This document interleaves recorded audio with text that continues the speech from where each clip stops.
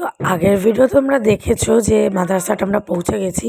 তো এই যে দেখো, এখন হচ্ছে ভেতরেও ঢুকে গেছি আর গিয়ে টেবিল দেখাও হয়ে গেছে।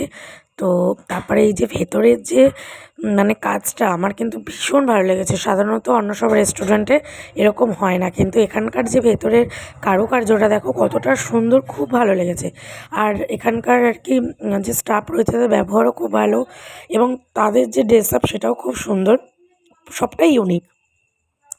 তো যাই হোক, তারপরে এই যে দেখো আমরা এখন এই যে বসে পড়েছি আর আমাদের কিন্তু খাবার অর্ডার করা হয়ে গেছে।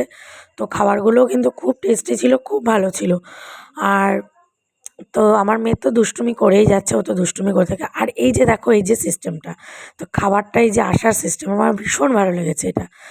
আর তো তারপরে তো আমাদের খাবার চলে এসেছে, আর এদিকে দেখো আমরা অর্ডার করেছিলাম বাটার নান, আর এদিকে চিকেন ভর্তা, আর এদিকে হচ্ছে মটন কিমা।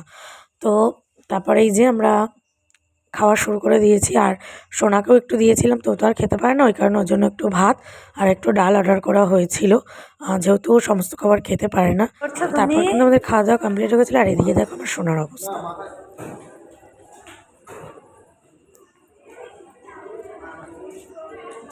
সোনা কোথায় এসছো তুমি? সোনা, সোনা কোথায় এসছো? তো খাওয়া দাওয়া হয়ে যাওয়ার পর সোনা কিন্তু পুরো ওইখানটা ঘুরলো যতটুকুনি ফাঁকা ছিল, যেহেতু অনেকটাই রাত হয়ে গেছিলো, তো ওই কারণে কিন্তু ফাঁকাই প্রায় হয়ে গেছিলো। আর আমার বরের যেহেতু প্ল্যান ছিল যে রাত 12টা বাজাবে, তো ওই কারণে কিন্তু রাত করেই গেছিলো। তো যাই হোক, পরপর সব ভিডিও আসবে, তোমরা দেখতে থাকো। তো চলো এখনকার মতন টাটা, নেক্সট ভিডিওর জন্য ওয়েট করো।